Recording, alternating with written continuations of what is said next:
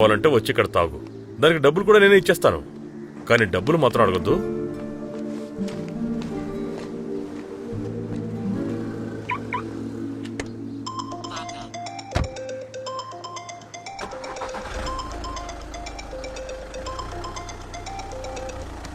Hello hello, ఎందుకు phone చేశారో ముందే చెప్పండి. రే బచ్చు, నువ్వు అక్కడ ఏం చేస్తున్నావురా? ఏం చేశాను? నీకు డబ్బులు కావాలంటే నన్ను అడగొచ్చు కదా. సుమీ నగలు ఎందుకు తాకట్టు పెట్టావురా?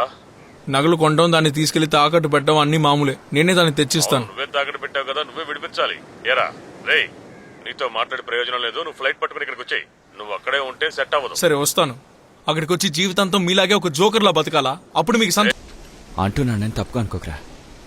నువ్వు స్వార్థపరుడివి. ఆరోగ్యం బాలే నీ నాన్న నీ పని పంపించి ఏం చేస్తావురా?